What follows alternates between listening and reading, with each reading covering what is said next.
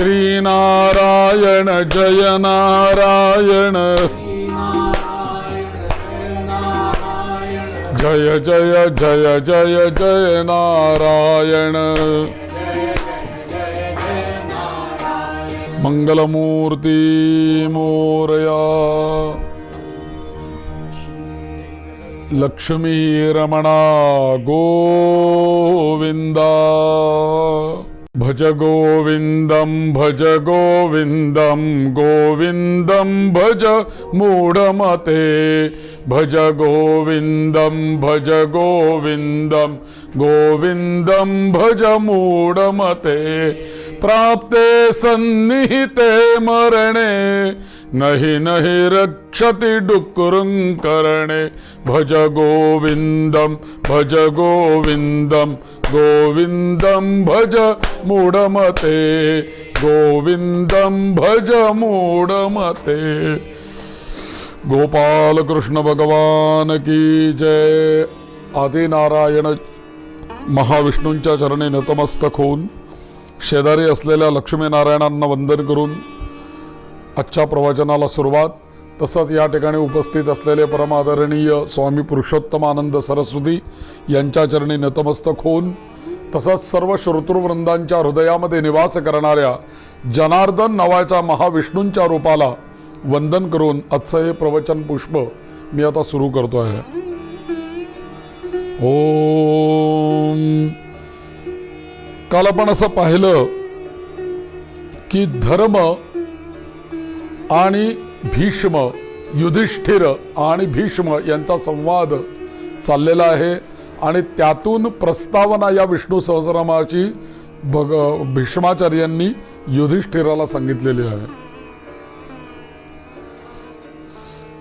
एक श्लोक याच्यामध्ये असा सांगतायत भीष्म, परमय्यो महद्ब्रह्म परमय्यः परायणं पवित्राणां पवित्रय्यो मंगलानां च मंगलम् दैवतं देवतानां च भूतानां यो व्ययः पिता यतः सर्वाणि भूतानि भवन्त्यादियुगागमे यस्मिंश्च प्रलयं यान्ति पुनरेव युगक्षये।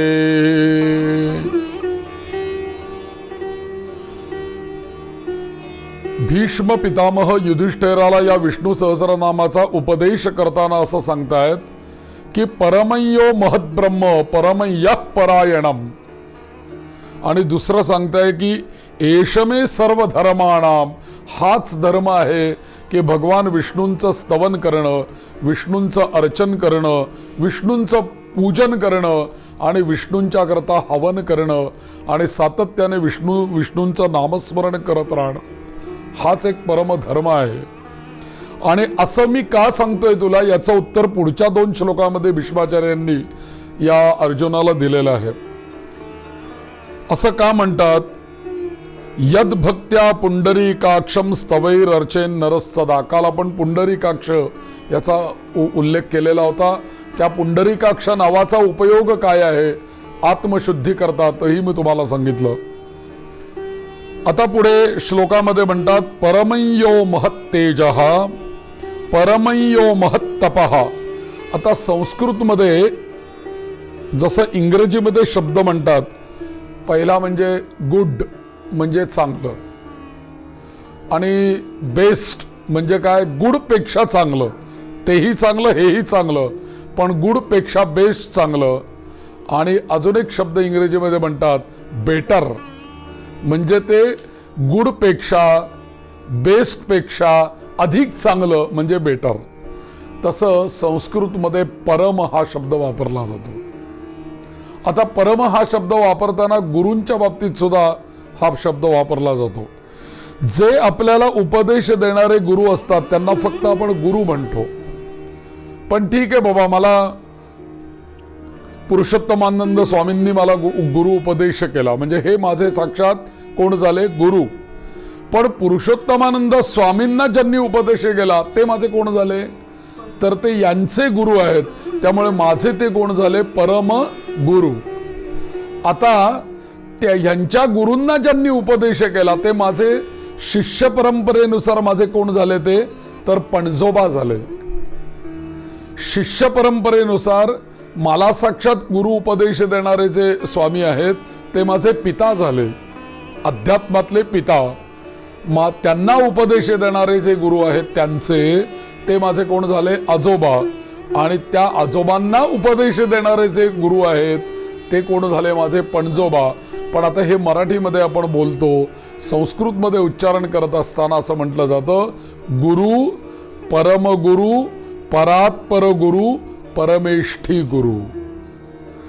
जसं जन्माला मनुष्य आल्यानंतर आता श्राद्धामध्ये बघा 3 पिढ्यांचा आपण उल्लेख करतो, वडील, आजोबा, पणजोबा, आई, आजी आणि पणजी. तसं आध्यात्मिक गुरु परंपरेमध्ये सुद्धा एका गुरुला महत्त्व नाहीये, तर गुरु, परमगुरु, परमेष्ठी गुरु आणि परात्पर गुरुपर्यंत महत्त्व आहे. म्हणजे एकापेक्षा श्रेष्ठ गुरु, हे सगळे आपल्याला गुरुच आहेत, पण एकापेक्षा श्रेष्ठ गुरु, त्याच्यापेक्षा श्रेष्ठ गुरु, त्याच्यापेक्षा श्रेष्ठ गुरु, तिथे परम हा शब्द वापरला जातो. बरोबर तो परम शब्द या ठिकाणी भीष्माचार्य ठेवतात बघा. परमयो महद ब्रह्म. ब्रह्म सगळ्यांनाच माहिती आहे, गुरुर ब्रह्मा, गुरुर विष्णू, गुरुर देवो. ब्रह्म म्हणजे काय? त्वमेव प्रत्यक्षम ब्रह्मासी. प्रत्यक्ष ब्रह्म त्या गणपतीला अथर्वशीर्षामध्ये म्हटलेलं आहे.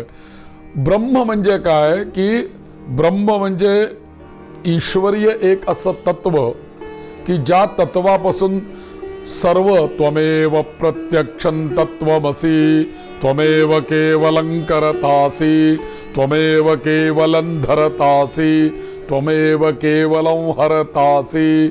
म्हणजे करता, धरता आणि हरता हे 3ही अवस्था ज्याच्यामुळे होतात ते कोण आहे? ते तत्व आहे. आणि त्याच्या पलीकडे, त्या तत्वाच्याही पलीकडे कोण आहे? महत ब्रह्म. आता इथे विष्णूंना भीष्माचार्य नेऊन ठेवतात कुठे बघा, म्हणून पहिला शब्द त्यांनी ठेवला परमयो महत ब्रह्म. म्हणजे विष्णू म्हणजे आपण तो चतुर्भुज शंखचक्र गदा कमाळ धारण केलेला हा विष्णू नव्हे, परम महत ब्रह्म असं म्हणतात. आता पुढे काय म्हणतात? परमय्य परायणम. सगळ्या याच्यामध्ये पारायण करण्याजोगं असं जर का कोणाचं स्वरूप असेल तर ते विष्णूंचं आहे. आणि पुढे म्हणतात पवित्राणाम पवित्रयो. अनेक आपण म्हणतो ना गणपतीला, तो गणपतीचा मंत्र आहे बघा, ज्येष्ठराजं ब्रह्मणां ब्रह्मणस्य किंवा गणानान्त्वा गणपतिं हवामहे कविं कवीनां. 2दा शब्द आलाय. म्हणजे कवी, साधे कवी, कवींमधला कवी बरं का, कवींमधला कवी, लेखक, लेखकांमधला महालेखक, प्रवचनकार, वक्त्यांमधला महावक्ता, असं कसं आपण म्हणतो की नाही. म्हणजे त्यातली श्रेष्ठ अवस्था तशी इथे ते व्यक्त करतात. पवित्राणाम पवित्रयो. जे पवित्र पवित्र पवित्र तुम्ही म्हणताय त्यामध्ये पवित्र काय आहे? मंगलानांच्या मंगलम. आणि मंगलानांच्या मध्ये मंगल असलेलं. मग आता पुढे त्यांनी सांगितलं एवढं सगळं, एवढा श्लोक सांगून झाल्यानंतर आता कोण आहे ते सांगायला पाहिजे ना, म्हणून त्यांनी पुढे सांगितलं दैवतं देवतानांच भूतानायो व्यय पिता. असं दैवत मी तुला सांगतो, देवतानांच भूतानायः अव्यय पिता. आता विष्णूला आपण कोण म्हणतो? पालक आहेत ना आपले विष्णू. त्यामुळे एका अर्थाने विष्णू हे आपले, आपण पाल्य आहोत, ते पालक आहेत, त्यामुळे ते एका अर्थाने आपले पितृस्थानी आहेत. म्हणून भूताना यो व्यय पिता. पुढे काय म्हणतात? यतः सर्वाणि भूतानि भवन्त्यादि योगागमे. आपण सर्व जे काही भूत किंवा सर्व जीव ज्या तत्वापासून निर्माण झालेलो आहोत ते तत्व, त्यालाच त्यांनी महत ब्रह्म असं म्हटलेलं आहे. आणि परम मंगलानांच्या मंगलम तेच आहे ना या जगामध्ये. ज्ञान ज्ञान ज्ञान, शेवटी दुसरं काय आहे? तर ज्ञान म्हणजे तेच आहे, परमज्ञान. या शब्दाचा अर्थच ब्रह्मज्ञान.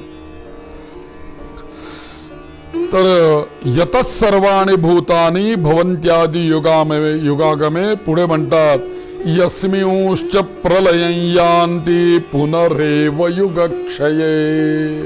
जेव्हा चारही युग संपतील, सर्व ब्रह्मदेवाचाही दिवस संपेल, कलियुग संपेल आणि त्यावेळेला प्रलय येईल आणि प्रलय झाल्यानंतर हे सगळं विश्व ज्याच्यामध्ये समावून जातं आणि बरं नुसतं समावून जातं असं नव्हे तर आज समावून गेल्यानंतर पुन्हा त्यातूनच नवीन विश्व निर्माण होतं. म्हणून इथे शब्द म्हणतात यस्मिंश्च प्रलयं यान्ति पुनरेव युगक्षये. पुन्हा तो निर्माण करतोय. प्रलय आतापर्यंत किती वेळा प्रलय झालेला आहे, पण प्रलय होऊन सुद्धा पुन्हा त्याच तत्वाने पुन्हा हे विश्व निर्माण केलेलं आहे आणि अजूनही पुढे प्रलय होणारच आहे. पुन्हा साखळी चालू राहणार, कारण ब्रह्मदेवाला सुद्धा आयुष्य आहे.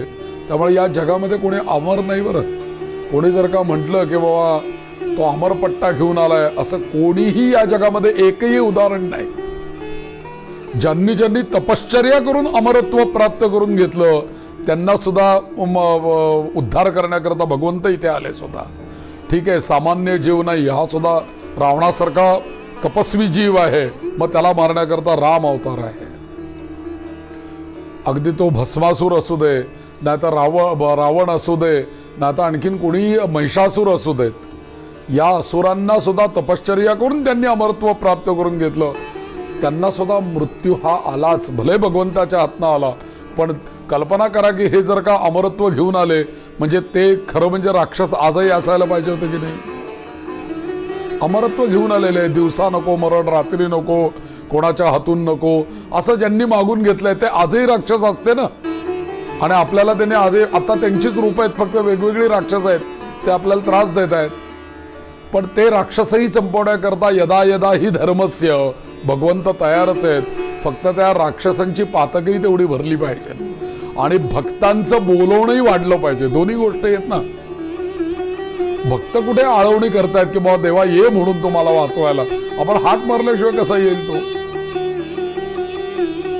तर ह्याच्याकरता त्यांनी काय सांगितलं की यस्मिंश्च प्रलयं यान्ति पुनरेव युगक्षये. म्हणून कोणालाही या जगामध्ये दीर्घायुष्य नाही. जो या जगताचा निर्माता ब्रह्मदेव आहे त्याचा सुद्धा आपण रोज पूजेमध्ये म्हणतो ब्रह्मणे द्वितीये परार्धे असं म्हणतो ना रोज. श्रीमद्भगवतो महापुरुषस्य विष्णोः आज्ञया. कोणाच्या आज्ञेने ब्रह्मदेवाने सृष्टी निर्माण केली आहे? विष्णूंच्या आज्ञेने. हा विष्णू कोण आहे? परमयो महद ब्रह्म, तो आदि नारायण आहे. आपण नुसता नारायण म्हणतो, हा आदि नारायण आहे आणि त्या महद ब्रह्माच्या आज्ञेनुसार ह्यांनी सगळं निर्माण केलं.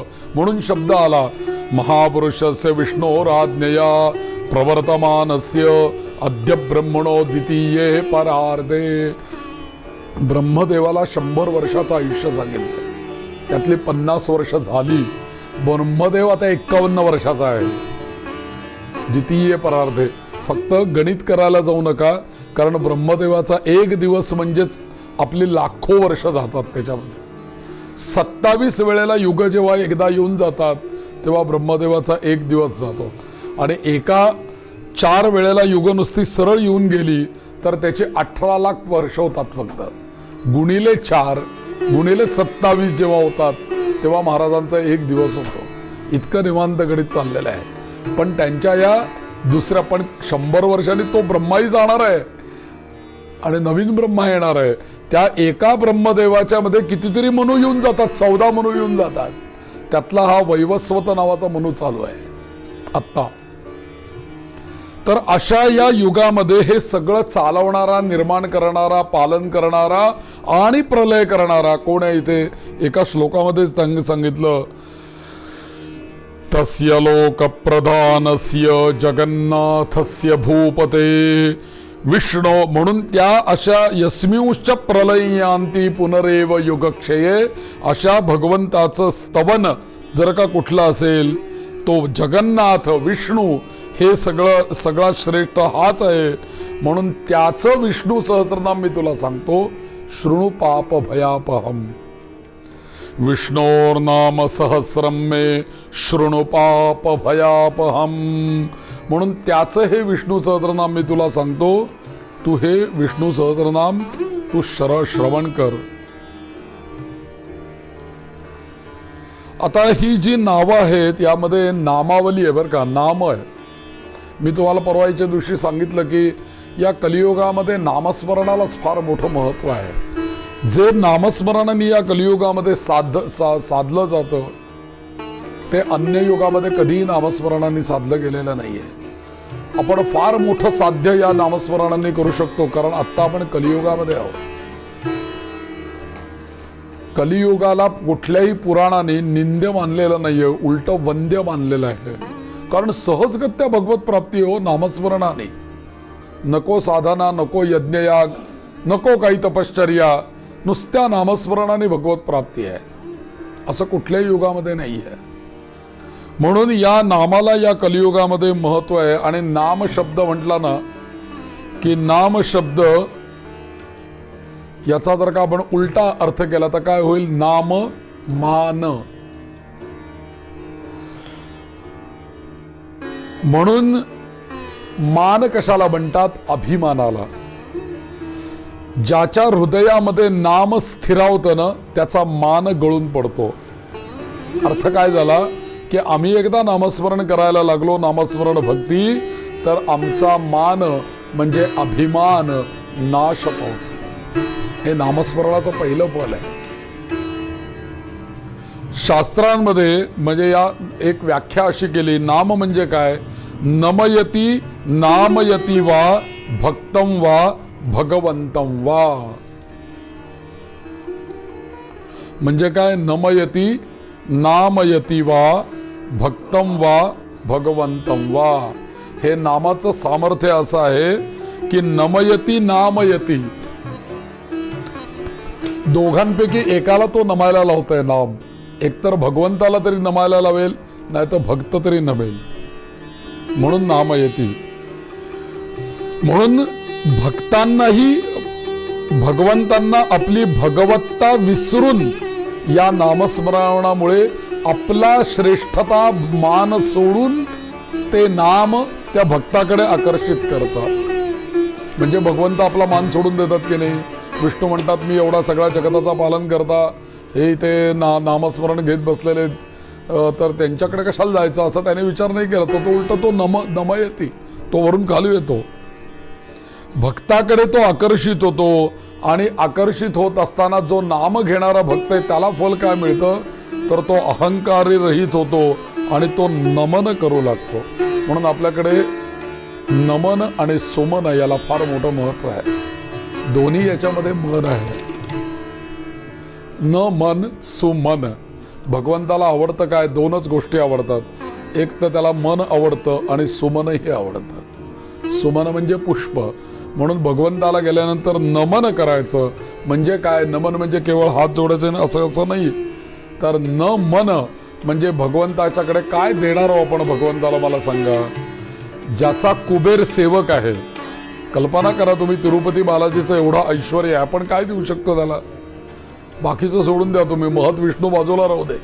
एक तिरुपतीचा व्यंकटरमणा गोविंदाच्या समोर जाऊन उभे राहिलो, आपण काय देऊ शकतो त्या देवाला? तो म्हणतो सगळं काही आहे, लक्ष्मीच माझी पाय चेपते आहे, कुबेर माझा सेवक आहे, हा सगळा मेरू पर्वत माझा सेवक आहे. तू मला तुझं जर का देऊ शकतोस ना तर फक्त मनच देऊ शकतोस. ते माझ्याकडे नाहीये, ते मला दे. आणि नेमकं ते न देता बाकी सगळं आपण देण्याचा प्रयत्न करतो. म्हणून भगवंताला ज्या देवळामध्ये गेल्यानंतर आपण त्याला न मन करायचंय, म्हणजे आपण न मन व्हायचं. आणि ते न मन होण्याकरता काय माहितीये? नाम महत्वाचं आहे. देवाची या द्वारी उभा क्षणभरी असं म्हणतात माऊली. तेव्हा तो जो क्षण आहे ना तो देवाला द्यायचा आहे. नेमका तो क्षण जर का चपलेला दिला, बाहेर कोणी नेईल का उचलून? मी काढून आलोय, किंवा माझ्याबरोबर कोण दर्शन घेत आहे, अजून पलीकडे कोण दिसतंय? आमच्या देवळात दर्शन घेऊन आलेले बाहेर आल्यानंतर मी एका गाडी लावत होतो, बाहेरून आलो, दर्शन काहीतरी कार्यक्रमाला गेलो तो, आत आलो, चतुर्थी होती त्या दिवशी, आणि कोणीतरी असा छान कमळाचा हार दिलेला होता. आणि मी गाडी लावताना तर ते माझ्या ओळखीचे होते. नमस्कार म्हटले, गुरुजी काय म्हणताय, कसं काय? म्हटलं ओ मस्त आहे, छान. म्हटलं दादा आजचा हार बघितला तर का कमळाचा, खूप दिवसाने इतका छान हार आला. हो का म्हटले, कुठला कमळाचा हार? अहो म्हटलं तुम्ही आज दर्शन घेऊन आलात ना आत्ता. म्हणजे आज गणपतीला कमळाचा हार घातलाय हे ज्यांच्या लक्षात येत नाही त्यांनी दर्शनच काय घेतलेलं आहे आणि त्या दर्शनाच्या वेळेला ते कुठल्या क्षणात होते आणि ते न मन तर कधी अवस्था होणार त्यांची. म्हणून भगवंताच्या पेटीमध्ये काय टाकायचंय? मन टाकायचंय. तर ते मन टाकण्याकरता मनावरती जर का तुम्ही नामस्मरण ठेवलं तर ते मन भगवंताचं होऊन जातं आपोआप. म्हणून नाम जे काही आहे, एखादा विषयासक्त कठोर जरी मनुष्य असेल ना तरी सुद्धा त्याला विषय शून्य करण्याचं सामर्थ्य नामामध्ये आहे. शिवाजी महाराज सुद्धा किंवा संभाजी महाराज सुद्धा अगदी हालहाल करून औरंगजेबाने त्याला मारलं संभाजीला. पण संभाजी महाराजांना एवढ्या वेदना की ज्याच्या आज आपण कल्पना करू शकत नाही. पण इतिहासामध्ये हीच गोष्ट लिहिली आहे की जिथपर्यंत त्यांना जीभ होती, शेवटी ती जिव्हा सुद्धा कापली ना औरंगजेबाने, तिथपर्यंत ते कवी कलश आणि संभाजी महाराज एकच नामस्मरण करत होते, जगदंब जगदंब जगदंब. आणि शिवाजी महाराज सुद्धा अफजल खानाचा कोथळा बाहेर काढायला गेले, प्रतापगडावरनं उतरल्यापासून त्याच्या शामियानेमध्ये जाऊस्तोवर फक्त जगदंब जगदंब जगदंब सातत्याने जप चालू. मला माहित नव्हतं की जगदंब या नावाचं सामर्थ्य काय आहे म्हणून. मी सप्तशती जेव्हा त्याच्यानंतर वाचली तेव्हा त्या सप्तशतीमध्ये जगदंब या नावाचं महात्म्य दिलेलं आहे. केवळ 4च अक्षर आहेत. ही जर का आपण म्हटली ना तर त्याचं फल असं सांगितलंय, यांग गतिम समवापनोती नताम ब्रह्मादय सुराहा. या जगदंब जगदंब म्हणण्याने तुम्हाला अशी काही गती मिळेल की ज्या गतीचं वर्णन ब्रह्मादी देव सुद्धा करू शकत नाही. इतक्या अत्युच्च पातळीला तुम्ही जाऊन पोचाल. हे सामर्थ्य भगवतीने जगदंब या नावाने दिलेलं. तसंच विष्णूंच्या बाबतीत नारायण नाव आहे, देवीच्या बाबतीत जगदंब हे नाव आहे. त्यावेळी आपण इतिहासामध्ये ऐकलं होतं की जगदंब जगदंब म्हणतायत म्हणून, पण त्याच्या मागे मला माहित नव्हतं. पण जेव्हा सप्तशतीमध्ये जेव्हा ते आलं तेव्हा लक्षात आलं की अरे जगदंब नावात भलतंच सामर्थ्य आहे. तर म्हणून भगवंताचं नाम हे स्वभावतः कल्याणानां निधानम, कल्याण करणार आहे. या भगवन नामाचे सुद्धा एकंदरीत 3 प्रकार आपल्याकडे सांगितले. थोडक्यात काय की कल्याणानां निदानम म्हणजे काय की कल्याणांचं सुद्धा अधिकारण हे नाम आहे. नामानेच साधकाला धर्म मोक्ष अर्थ भगवत प्रेम या सगळ्याची सुलभतेने त्याची प्राप्ती होत असते. तर या स्तोत्रातल्या अनेक नामं जी मी कालच तुम्हाला सांगितलं की समान वाटतात, समान अर्थाची वाटतात, द्विरुक्त झाल्यासारखे वाटतात त्या विष्णू सहस्रनामामध्ये. पण या नामाचं महत्व असं आहे की श्रुतिस्मृती पुराणोक्त ही नावं असल्यामुळे या नावांचं पुनरुक्ती जरी झालेली असतील तरी कोणाचं दुमत नाहीये त्याच्यावरती की बाबा हे नाव भीष्माचार्यांनी इथे दुसऱ्यांदा का घेतलं. कारण अर्थ शंकराचार्यांनी जेव्हा याचा अर्थ लावला तेव्हा दोन्ही नावांचा अर्थ आचार्यांनी वेगळे सांगितले. इथे अच्युत आहे त्याचा अर्थ वेगळा आणि इथे अच्युत आहे त्याचा अर्थ वेगळा. म्हणून हे जे भगवंताचं नाव आहे हे नाव एकंदरीत कुठल्याही साधकावर 3 प्रकारचा परिणाम करत असतं. काय काय परिणाम असतं? एक म्हणजे पहिला परिणाम नामांचा, नामस्मरण आपण करायला सुरुवात केल्यानंतर पहिलं फल काय आहे? आमचे जीवन दोष नाहीसे होतात. म्हणून नक्षत्र आणि विष्णू सहस्रनामाचे श्लोकांचा संबंध आहे. जीवन दोष नाहीसे करण्याचं सामर्थ्य नामस्मरणाचं आहे. आता जीवन दोष म्हणजे जन्मदोष, जीवन दोष म्हणजेच कुंडली दोष, जीवन दोष म्हणजेच ग्रह दोष, जीवन दोष म्हणजेच कुलदोष, पितृदोष, हे सगळे आले की नाही? एका शब्दात आलं बघा हे सगळं. संस्कृतमध्ये फार बोलावं लागत नाही, छोटं बोललं की त्याच्यावर आपण तासभर बोलू शकतो. हे वैशिष्ट्य आहे याचं. म्हणून एकच शब्द वापरला, जीवन दोष नाहीसे करायचे नामस्मरणाकडे या. दुसरं सांगितलं त्यांनी फल, हे तर अत्यंत महत्वाचा विषय आहे. नामस्मरणाचं दुसरं फल त्यांनी सांगितलं, स्वभाव दोष नाहीसे होतात. स्वभाव दोष म्हणजे कसं आहे, आपल्याकडे जी दुःख होतात ना आपल्याला, त्या दुःखांचे एकंदरीत 3 प्रकार सांगितले. पहिलं दुःख जे असतं आपल्याला, ते दुःख कर्म दुःख असतं. दुसरं दुःख आहे काल दुःख, आणि तिसरं दुःख आहे स्वभाव दुःख. आता यातली सगळी दुःख ही आज ना उद्या नाहीशी होणार आहे, पण ती कशी नाहीशी होतील, तर त्यातलं त्यांनी पहिलं सांगितलं, कर्म दुःख जे आहे, कर्मापासून निर्माण झालेलं दुःख, जेव्हा ते कर्म करण्याचं काम सोडून दिलं तेव्हा ते दुःख निघून गेलं.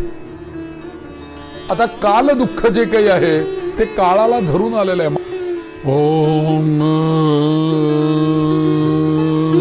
श्रीराम जय राम जय जय राम. टाळ्या वाजवा. श्रीराम जय राम जय जय राम. श्रीराम जय राम जय जय राम. श्रीराम जय राम जय जय राम. जय राम जय जय राम. श्रीराम जय राम जय जय राम. श्रीराम जय राम जय जय राम. एकंदरीत बघायला गेलं तर या नामाचं महात्म्य फार मोठं आहे. भगवान नामाचे वेगवेगळे संस्कार साधकांवर होत असतात आणि हे नाम त्या साधकाला एका अर्थाने घडवत असतं. ज्या साधकाला साधना करायची आहे आणि त्या साधनेमध्ये जर का त्यांनी नामाचा अंगीकार केला, नामाची उपासना केली, तर ते नामस्मरण त्या साधकाला दिवसेंदिवस अधिकाधिक उन्नत करत असतं. म्हणून जेव्हा नामस्मरण एखादा साधक सुरू करतो त्यावेळेला त्याला जी काही फलं मिळतात त्यामध्ये पहिलं फल मिळतं, त्याचे जीवन दोष नाहीसे होतात. जीवन दोष म्हणजेच ग्रह दोष, पितृदोष, वास्तुदोष वगैरे वगैरे. त्याच्यानंतर महत्वाची गोष्ट म्हणजे स्वभाव दोष नाहीसे होतात. तिसरी गोष्ट म्हणजे त्याचे जे दोष आहेत ते दोष अपनयन भगवंत करतात, म्हणजे ते दोष पूर्णपणे त्या दोषांचं निराकरण करतात. आणि हे सगळं केल्यानंतर ते नाम त्या साधकाच्या ठिकाणी सद्गुणांची वृद्धी करतात.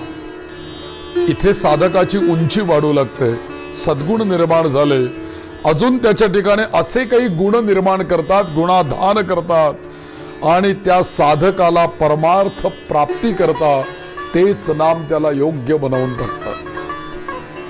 म्हणून परमार्थ करता त्या साधकाच्या ठिकाणी ज्याची कमतरता असते ती कमतरता भरून काढण्याचं काम, त्या कमतरतेची पूर्तता करण्याचं काम हे नामस्मरण करतं. म्हणून इथे म्हटलेलं आहे की हीनांग पूर्ती हीनांग पूर्णम असं म्हटलेलं आहे. म्हणजे हीन अंग जे काही असेल त्याची पूर्णता परिपूर्तता करणारं काय आहे, तर हे विष्णू सहस्रनाम आहे. एक असा श्लोक येतो,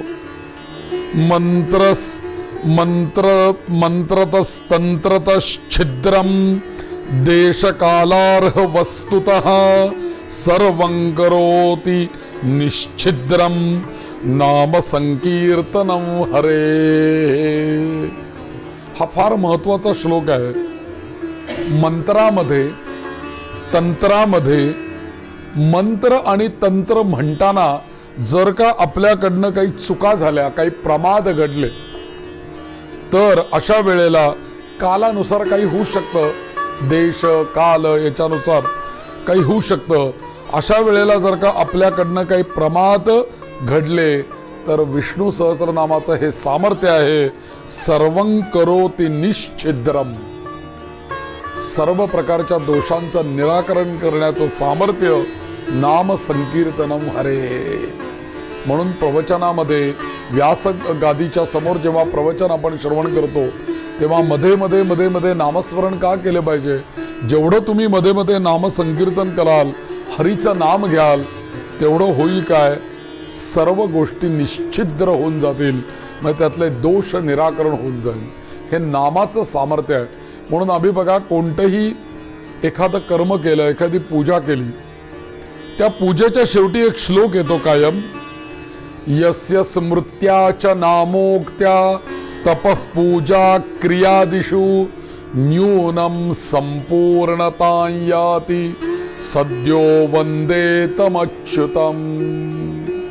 एका श्लोकामध्ये सांगितलं, यस्य स्मृत्याच नामोक्त्या, यस्य स्मृत्याच नामोक्त्या तपः पूजा क्रियादिषु, असं स्मृती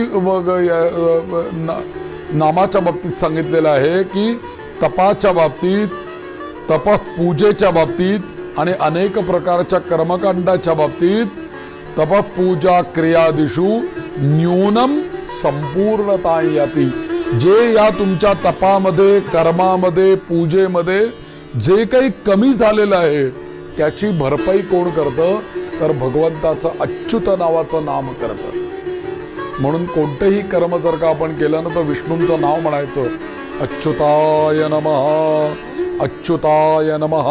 हे अच्युत नावाचं सामर्थ्य असं आहे की हे अच्युत नाव तुमच्या कर्मातलं, तपातलं, ह्याच्यातली न्यूनता भरून काढणारं नाव आहे. कोणतेही कर्म करा, शेवटी अच्युताय नमः, सद्यो वंदे तमच्युतम. एकदा अच्युताचं नाव घेऊन त्याला नमस्कार जर का केला तर सद्य हा त्याच वेळेला, त्याच दिवशी त्यातली न्यूनता भरून काढण्याचं सामर्थ्य या भगवंताच्या अच्युत नावामध्ये दडलेलं आहे. आता हे भगवत पूज्य शंकराचार्य जे काही आहेत, या शंकराचार्यांची मोठी कथा आहे बरं. आद्य शंकराचार्य हे कालाडीला जन्म त्यांचा झाला आणि त्याच्यानंतर त्यांनी संन्यास घ्यायचा म्हणून वयाच्या 10व्या-11व्या वर्षी सर्व वेद पारंगत ते झाले. आणि तिथून पुढे आता मला संन्यास दीक्षा घ्यायची आहे म्हणून तिथून पुढे प्रवास करत करत करत करत आता एक कालाडी नावाचं गाव केरळमध्ये आहे. आणि तिथपासनं प्रवास करत करत दक्षिण भारताच्या मार्गे ते दक्षिण भारतातनं उत्तर भारतापर्यंत जायचं आहे आपल्याला. कारण उत्तरेकडे काशी आहे ना, आणि त्या दक्षिणेकडून उत्तरेकडे जाता जाता ते नर्मदा किनारी पोचले. आणि त्या नर्मदा किनारी आत्ताचं ओंकारेश्वर, जिथे आत्ता मोदींनी आत्ता या वर्षी खूप मोठा पुतळा आद्य शंकराचार्यांचा उभा केलेला आहे, ती त्यांची तपस्थली आहे. ओंकारेश्वराच्या बरोबर समोर आहे. तर गोविंद यतींच्या आश्रमामध्ये नर्मदा किनाऱ्यावरच्या या आश्रमात आद्य शंकराचार्य आले आणि त्या गोविंद यतींकडून अनुग्रह संन्यास दीक्षा प्राप्त करून घेऊन त्याच ठिकाणी अनेक दिवसपर्यंत सद्गुरू सेवेसाठी नर्मदा किनारी आणि शंकराचार्यांचा निवास झाला. काही काळाने आचार्यांनी असं ठरवलं त्यांच्या सद्गुरूंच्या आज्ञेनुसार की आता आपण साहित्य रचना काही करावी या नर्मदा किनारी. म्हणून अनेक ग्रंथांवरती भाष्य करण्याच्या दृष्टीने त्यांनी एका तिथल्या शिष्याला बोलवलं आणि त्यांनी सांगितलं की जा रे बाबा, मला आता उपनिषदांवर आता मला भाष्य लिहायचंय, तेव्हा ईशावास्य उपनिषद पहिल्यांदा घेऊन ये माझ्यासमोर, मी त्याच्यावर भाष्य लिहितो. आणि ईशावास्य उपनिषदाची पोथी घेऊन ये त्या गुहेतनं आतमधनं जाऊन. म्हणून ते शिष्य गेला आणि त्या गुहेतल्या हस्तलिखित ग्रंथामधून त्यांनी एक पोथी आणून आचार्यांच्या समोर ठेवली. आणि आचार्यांनी त्याचं फडकं बाजूला केलं, पोथी उलगडून बघितली आणि एकदम त्या शिष्याला बोलवलं की अरे बाबा इकडे ये, मी तुला काय आणायला सांगितलं होतं, ईशावास्य उपनिषद घेऊन ये, हे काय आणलंयस तू बघ म्हणे. ते निघालं विष्णू सहस्रनाम. पुन्हा पोथी बंद केली, बांधली, जा हे विष्णू सहस्रनाम ठेवून ये, ईशावास्य उपनिषद घेऊन ये. गेला शिष्य परत. पुन्हा तो आला, पुन्हा आचार्यांनी पोथी उघडावी, पुन्हा विष्णू सहस्रनाम. पुन्हा पाठवलं, पुन्हा आणलं, असं 3 ते 4 वेळेला घटना घडली की तो सारखी तिथून पोथी आणतोय आणि ते विष्णू सहस्रनामात निघतंय. आणि मग मात्र आचार्य अंतर्मुख झाले आणि मग अत्यंत आश्चर्यचकित झाले. आणि आचार्यांना स्वतःला ते काय म्हटले की जाऊ दे म्हणे, मला ईशावास्य उपनिषदावरती भाष्य लिहायचे, मला पोथीची तरी काय आवश्यकता आहे, कारण ईशावास्य उपनिषद माझ्या मुखात आहे, पाठ आहे माझं, मी लिहितो, मला काही पोथीची पण आवश्यकता नाही, नको आणू जा पोथी. म्हणून आचार्यांनी ते मुखोद्गत असल्याने त्या पोथीचा नादच सोडून दिला आणि केवळ स्मरणाने ते लिहायला लागले. भाष्य लिहायला सुरुवात केली आणि लिहितच बसले. मध्ये जेवायला काय उठले असतील, पुन्हा लिहायला लागले. रात्री अंधार झाला, समईच्या उजेडात लिहित बसले, झोप आली म्हणून त्यांनी तो बोरू खाली ठेवला, फडकं टाकलं त्या पोथीवर आणि झोपी गेले. आणि विचार केला की आता आपण पहाटे लवकर उठू आणि पहाटे पुन्हा लिहायला सुरुवात करू, म्हणून झोपी गेले शंकराचार्य. सकाळी आपलं उठले, त्यांचं काही नित्यकर्म जे काय आवरलं आणि आता बसू लिहायला. समई लावली, उजेड, आणि लिहायला सुरुवात करणार. तर हे जे काही ताडपत्रांवरचं पहाटे उठून त्यांनी लिखाण लिहिलेलं होतं आदल्या दिवशी संध्याकाळी, ते आदल्या दिवशीचं लिखाण पुसलं गेलेलं होतं, तिथे काही नव्हतं. पुन्हा 3 दिवस गेले की रोज ते लिहितायत, पुसलं जात आहे, रोज लिहितायत, पुसलं जात आहे. शेवटी असं झालं की आचार्यांनी प्रार्थना केली की काय चुकतंय, काय पाहिजे, काय अशी मनोमन प्रार्थना केली. तेव्हा त्यांना रात्री दृष्टांत झाला की सर्व विषय बाजूला ठेवून पहिलं विष्णू सहस्रनामावरती भाष्य लिहा, विष्णू सहस्रनामावरती भाष्य पहिल्यांदा व्हावं, ही भगवंताची इच्छा आहे, असा त्यांना दृष्टांत झाला. आणि म्हणून मग या श्रीमद आचार्यांनी या स्तोत्रावरती भाष्य रचना केली, विष्णू सहस्रनाम स्तोत्रावरती. म्हणून आचार्यांच्या अनेक मार्मिक भाष्यांमध्ये विष्णू सहस्रनामामध्ये प्रत्येक नामाचा मूलगामी महिमा आचार्यांनी उलगडून सांगितलेला आहे. आज गीता प्रेस गोरखपूरचं शांकर भाष्य विष्णू सहस्रनाम म्हणून मोठा ग्रंथ मिळतो की आचार्यांनी जे मूळ संस्कृतमध्ये भाष्य लिहिलेलं आहे, या सगळ्याचं हिंदी भाषांतर, मराठी भाषांतर केलेलं गोरखपूरचं पुस्तक आज उपलब्ध आहे. माझ्याकडे आहे, ते खूप मोठं पुस्तक आहे. मी मराठी भाषांतरवाला घेतलंय पुस्तक, पण त्या संपूर्ण संस्कृत भाषांतराचा अर्थ त्याच्यामध्ये लिहिलेला आहे. आणि या विष्णू सहस्रनामाचा मूलगामी उलगडा प्रत्येक नावाचा आचार्यांनी याच्यामध्ये करून दाखवलेला आहे. एखाद्या नावाचा अर्थ मंत्रशास्त्राच्या दृष्टीने काय होतो आणि त्याचा प्रयोग कशासाठी केला जातो, हे आद्य शंकराचार्यांनी आपल्या भाष्यामध्ये सुंदर पद्धतीने आपल्याला ते दाखवलेलं आहे. आणि त्याचे संकेतही त्याच्यामध्ये दिलेले आहेत. आता इथे भीष्माचार्यांनी हे युधिष्ठिराला सांगितलं, त्याच्यानंतरच्या काळामध्ये कितीतरी हजारो वर्ष काही या विष्णू सहस्रनामावर तर झालं नाही झालं माहीत नाही, आपल्याकडे ते काही उपलब्ध नाही आहे. त्याच्यानंतर कितीतरी हजारो वर्षांनी आद्य शंकराचार्य आले, त्यांना भगवंताची आज्ञा झाली की बाबा तू याच्यावरती भाष्य लिह म्हणून आचार्यांनी 2च याच्यावरती भाष्य विशेष लिहिलेलं आहे, गेयम गीता नामसहस्रम.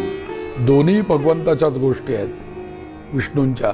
एक त्याचं नाव आहे आणि एक त्याच्या मुखातून बाहेर पडलेलं तत्वज्ञान आहे. या दोन्ही यांचं भाष्य आचार्यांनी लिहिलेलं आहे. आता इथे भीष्माचार्यांचा सुद्धा अधिकार काही कमी नव्हता. भीष्माचार्य सुद्धा श्रेष्ठच अधिकारी पुरुष की ज्यांच्या मुक्तीकरता प्रत्यक्ष भगवान सगळं सोडून गोपाल कृष्ण त्यांना मुक्ती देण्याकरता शरपंजरीचे तेथे येऊन उभे राहिले. म्हणजे तो जीव सामान्य नव्हता, तो खूप उच्च दर्जाचा जीव होता. श्रीमद भगवंताचे एक अनन्य साधारण आणि अनन्य शरणागत असे भीष्माचार्य भगवंताचे भक्त होते.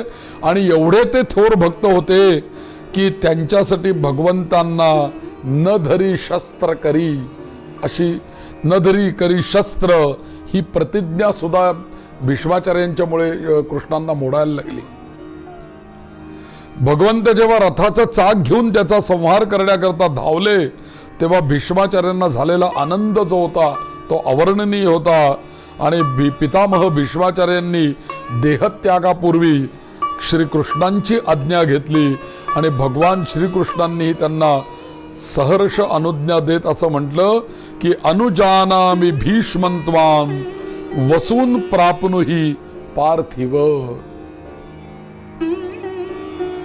याचा अर्थ असा झाला, हा महाभारतातला श्लोक आहे बरं का, महाभारत अनुशासन पर्वामधला हा श्लोक आहे. हे पृथ्वीपालक महातेजस्वी भीष्मा, मी आपल्याला अशी आज्ञा करतो की आपण आता वसू लोकामध्ये जावं. कारण भीष्म कोण आहेत? वसू, अष्टवसूंपैकी एक वसू आहेत. आणि हे आज्ञा दिल्यानंतर, भगवंतांनी आज्ञा दिल्यानंतर त्याच्यानंतर जवळजवळ त्या महाभारतामध्ये असं सांगितलेलं आहे की जवळजवळ 2 ते 2.5 घटकांनी भीष्माचार्यांनी आपल्या योगिक प्रक्रियेने आपले सर्व प्राण हळू काल स्वामींनी सांगितलं त्या सुषुम्नेमध्ये आणायला सुरुवात केली. योग्यांचं प्राणोत्क्रमण हे सुषुम्ना नावाच्या नाडीमधनं होतं. 3 नाड्या एकंदरीत आपल्याकडे प्रधान सांगितलेल्या आहेत, ज्या आपल्याला माहिती आहेत, इडा, पिंगला आणि सुषुम्ना. सूर्य चंद्र ही एक सूर्य नाडी, ही चंद्र नाडी, आणि या दोघांना भेदून जाणारी याची सुषुम्ना नाडी. खरं तर आपल्या नाभी कमलापासून वरच्या सहस्रार चक्रापर्यंत योगिक शास्त्रानुसार किंवा आयुर्वेदानुसार ज्या काही 72,000 नाड्या शरीरामध्ये आहेत, ह्या सगळ्या पुराणांनी सांगितलेल्या आहेत बरं का. 72,000 नाड्या. अजून या आयुर्वेदिक लोकांना किंवा कोणाला किती सापडल्या आहेत माहीत नाही, पण मी असे काही वैद्य बघितलेले आहेत की ते जवळजवळ 25,000 30,000 नाड्या चेक करू शकतात शरीरातल्या. एवढ्या सामर्थ्यवान वैद्य आहेत, होते म्हणजे मी स्वतः अनुभवलेली त्यांची चिकित्सा. तर आपल्या नाभीपासून वरती 35,000 नाड्या आहेत, 35-36,000 नाड्या आहेत, आणि नाभीपासून खाली 36,000 नाड्या आहेत. या 36,000 वरच्या नाड्यांपैकी 3 नाड्या, त्याही सुद्धा नाभीपासून वरती मस्तकाकडे जाणाऱ्या, त्यातली एक सुषुम्ना आहे, एक इडा आहे आणि एक पिंगला आहे, एक गांधारी आहे, एक सप्तजिव्हा आहे. अशा 7 नाड्या एकंदरीत प्रधान आहेत. कारण आपण म्हणतो ना, भूहू भुवाहा स्वाहा महा जना तपा सत्यम, हे कुठंतरी बाहेर नाही येते सप्तलोक. या नाभीपासूनच पुढे 7 लोक इथपर्यंत आहेत. हा भूहू भुवा सत्यलोक इथं आहे, इथे जनोलोक आहे, इथे तपोलोक आहे. असं मग इथपर्यंत येताना भूहू लोक इथे नाभीपाशी आहे, आणि नाभीपासून खाली सगळी सप्तपाताल आहे.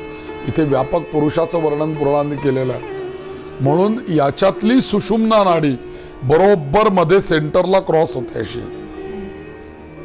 आणि त्या सुषुम्ना नाडीमध्ये योगियांचे प्राण जे येतात ते इथे. म्हणून अनेक योगी जेव्हा ते देह सोडतात त्यावेळेला त्यांचा इथपासून इथपर्यंतचा असा भाग पूर्ण सूज आल्यासारखा किंवा टम्म पुरीसारखा ते फुगलेला असतं कपाळ वरती. एवढाच भाग जिथे आपण कुंकू लावतो ना, ती सुषुम्ना नाडी. म्हणून तिलक लावायचं आहे, कारण तिथे आज्ञाचक्र पण आहे आणि सुषुम्ना नाडी पण आहे. म्हणून तर तिलक तिथे धारण करायला सांगितलेलं आहे. तर या सुषुम्ना नाडीमध्ये त्यांनी नेण्यास सुरुवात केली, आणि त्यांचे प्राण ज्या ज्या अवयवातून ते निघत गेले, हळूहळू त्या ठिकाणचे बाण गळून पडू लागले. त्या ठिकाणचे बाण गळून पडत गेले, आणि त्या ठिकाणी झालेले घाव पण भरत गेले. दोन्ही गोष्टी झाल्या, आणि शेवटी त्यांचे प्राण या सुषुम्नेमध्ये एकत्रित झाले, आणि ब्रह्मरंध्र भेद करून मोठ्या तेजस्वी उल्केप्रमाणे तळपत अवकाशात हे प्राण विलीन झाले. असे हे महान भीष्माचार्य. या भीष्मांनी युधिष्ठिरांना विष्णू सहस्रनामाचा उपदेशही कोणामुळे केला? कोणी सांगितलं यांना विष्णू सहस्रनामाचा उपदेश करायला? अर्थातच भगवंताच्या आज्ञेनेच या युधिष्ठिराला त्यांनी हा उपदेश केलेला आहे. आणि तो सुद्धा इतकं आपलं महत् भाग्य आहे की हे सगळा उपदेश करताना कृष्ण कुठे गेलेले नव्हते, ते तिथेच होते. त्यांच्या समोरच धर्म सांगितलाय भीष्माचार्यांनी युधिष्ठिराला, आणि त्या गोपाल कृष्णाच्या सान्निध्यामध्येच भीष्माचार्यांनी ही सहस्रनाम स्तोत्रम युधिष्ठिराला दिलेलं आहे. म्हणजे हे स्तोत्र भीष्माचार्यांच्या द्वारा त्या युधिष्ठिराला प्राप्त होत असताना प्रत्यक्ष गोपाल कृष्णांचा याला आशीर्वाद प्राप्त झालेला आहे. म्हणून हे सामान्य नव्हे, हे भगवंताची दृष्टी पडलेली आहे याच्यावरती. आशीर्वाद प्राप्त झालेला आहे. एक तर भीष्मांना आशीर्वाद होताच, त्याच्या नामस्मरणालाही त्याचा आशीर्वाद प्राप्त झाला. म्हणून या भगवंताकडे बघत बघत, तुम्ही कल्पना करा काय तो क्षण असेल ना, या भगवंताकडे बघत बघत केलेला हा उपदेश विष्णू सहस्रनामांचा, त्याचं प्रामाण्य आणि महत्व सुद्धा हे अद्वितीय महत्व आहे. फार मोठं महत्व आहे याला.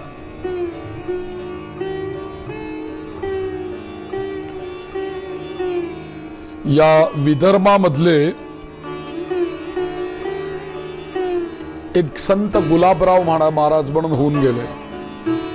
संत गुलाबराव महाराज यांचा एक ग्रंथ आहे, अदृश्य दीपिका नावाचा एक ग्रंथ आहे. हा ग्रंथ जो आहे, हा ग्रंथ त्यांनी स्वतः केलेला नाही बरं, संकलित केलेला ग्रंथ आहे. असा तो ग्रंथ चमत्कार सदृश अनेक गोष्टी त्याच्यामध्ये, त्या ग्रंथामध्ये त्यांनी दिलेल्या आहेत आणि नित्यशा घडत असतात. आणि त्या जगात, या जगामध्ये एक वेगळी पिशाच्य योनी सुद्धा अस्तित्वात आहे आणि महात्म्यांच्या कृपा सामर्थ्याने देखील वेगवेगळे विलक्षण अनुभव श्रद्धावंतांना येऊ शकतात. स्वप्नांच्या द्वारा उपासकांना मार्गदर्शन मिळू शकते आणि तो स्वप्न हा एक त्याचा प्रकार आहे. असं या महाराजांच्या सान्निध्यामध्ये असे अनुभव घेतलेले असे अनेक मंडळी आहेत या गुलाबराव महाराजांचा. म्हणून या गुलाबराव महाराजांच्या या पुस्तकामध्ये सुद्धा, या ग्रंथामध्ये सुद्धा या विष्णू सहस्रनामांची महती गायलेली आहे किंवा सांगितलेली आहे.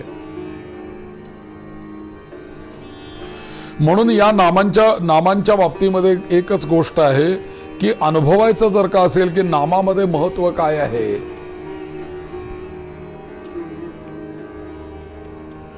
काही जी काही कर्म असतात, ती कर्म जी असतात ती कर्म आपल्याला तात्कालिक फल देतात.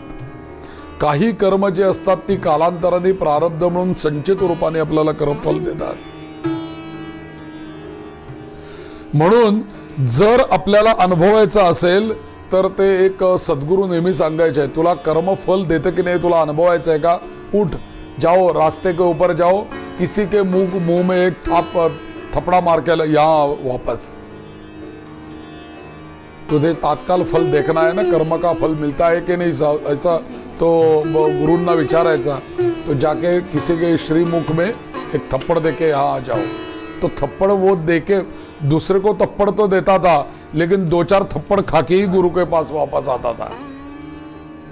कर्म का फल, एक थप्पड़ तो मैंने लगाई लेकिन वापस मुझे कितनी मिली, 4-5 तो हमारे मुख में आ गई. हे कर्माचं फल आहे. म्हणून याला काय म्हणायचं की त्याचं फळ कार्य कारण भाव काय आहे, मग त्याचं फळ ते ताबडतोब मिळेल का नंतर मिळेल, हे कर्मावरती सगळं अवलंबून आहे. तुम्ही काहीतरी कार्य केलं, ते कार्य करून एक त्याच्यापासून एक कारण तयार झालं आणि लगेच त्याचं फल म्हणून परत एक कार्य अनुभवलं आणि हे तुम्हाला ताबडतोब कळलं. म्हणजे दोन्ही गोष्टी घडल्या की नाही, एक मी कार्य केलं त्याचं कारण म्हणून फळ आलं, तेही आम्ही उपभोगलं. म्हणजे काय केलं, पुन्हा कर्मच केलं ना, कारण म्हणूनही आलं आणि ते आम्ही पुन्हा आम्हाला ताबडतोब कळलं. या जन्मात म्हणून लोक असं नेहमी म्हणतात की या जन्मामध्ये गुरुजी आम्ही कोणाचं कधी वाईट केलं नाही असं म्हणतात. कधी आम्ही कोणाचं वाईट चिंतन सुद्धा केलेलं नाहीये.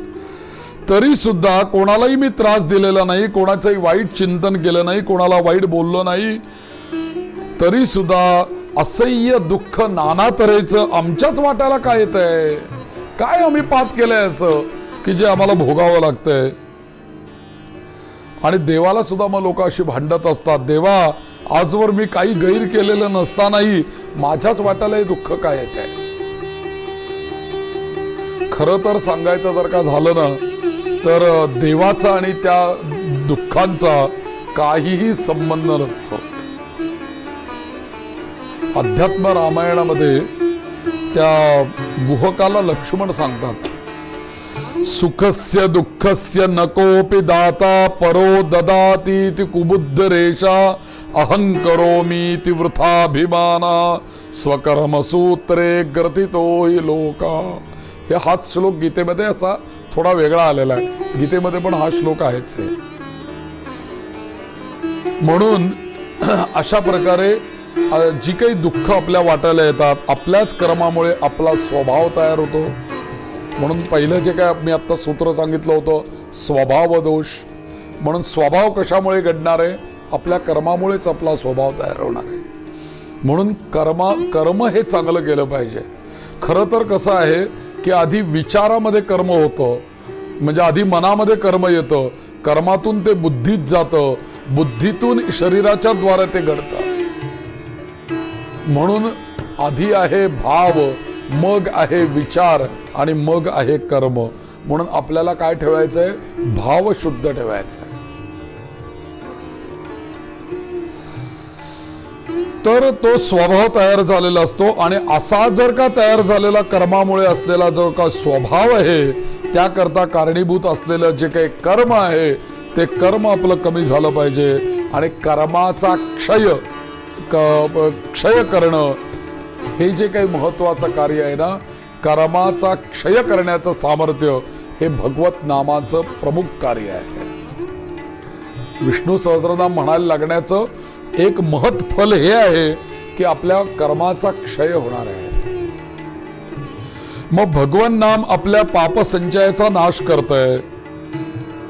श्री भगवान नाम हे आनंदमय असल्यामुळे नाम साधकही त्या योगे आनंदरूप होत जातो. आणि त्या स्थितीत प्रारब्धजन्य दुःख सुद्धा त्याला स्पर्श करू शकत नाहीत. म्हणजे समजा कल्पना करा की आम्ही विष्णू सहस्त्रनामाचा रोज दिवसातनं पाठ करतोय, दिवसातनं 3 वेळेला म्हणतोय, किंवा रोज आम्ही न चुकता विष्णू सहस्त्रनाम म्हणतोय.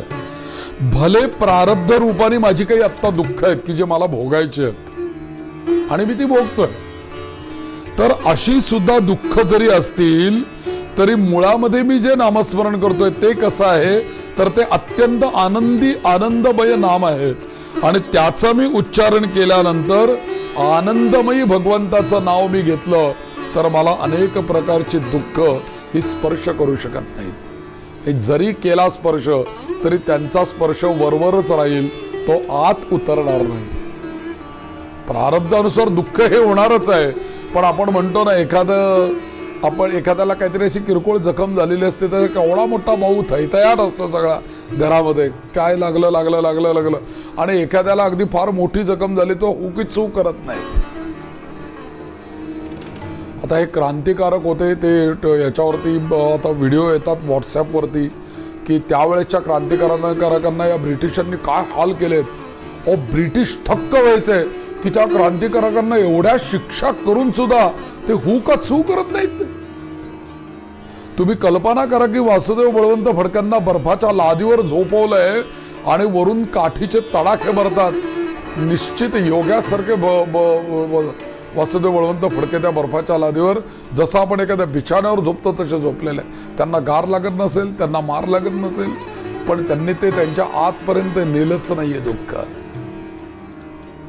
ही काय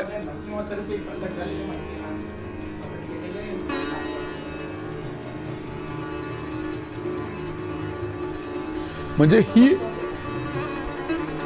प्रारब्ध रूपाने जरी त्या अशी काही गोष्टी निर्माण झाल्या तरी सुद्धा नथुराम गोडसे हसत हसत फासावर गेलेले आहे.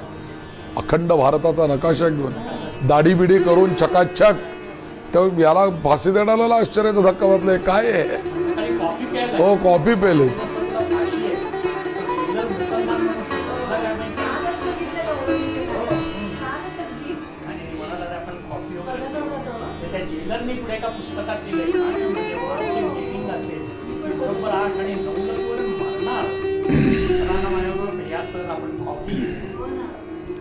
हे योगी, हे खरे योगी. कारण का ते त्या तत्वाशी इतके एकरूप झालेले आहेत की त्यांना ही प्रारब्धजन्य दुःख ही क्लेश देऊ शकत नाही. तसं आपण नामस्मरणामध्ये इतके एकरूप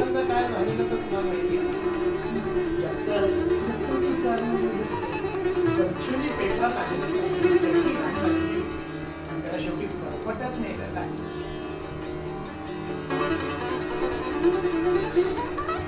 तर प्रारब्धजन्य दुःख त्याला कधीही स्पर्श करू शकत नाहीत आणि त्याच्या दुःखाचा अत्यंतिक नाश या नामस्मरणाने होत जातो.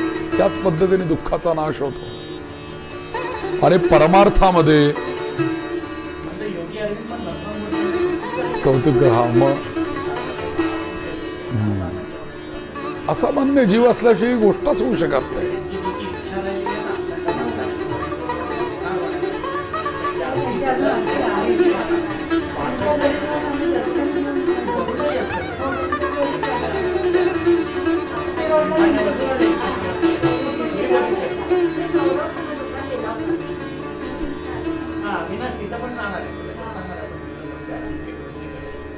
बरोबर. तर या परमार्थामध्ये उन्नती म्हणजे काय? अत्यंतिक दुःखाचा नाश. अत्यंतिक दुःखाचा नाश त्या योगे होतो आणि या नामस्मरणामुळेच परमार्थामध्ये अखंड सुखाची प्राप्ती होते. एकदा दुःख आपल्याला नाहीतच म्हटल्यानंतर काय सुखच सुख आहे. त्यामुळे ती अखंड सुखाची प्राप्ती त्या योग्याला किंवा त्या साधकाला होऊन जाते केवळ या विष्णू सहस्रनामाच्या पठणामुळे.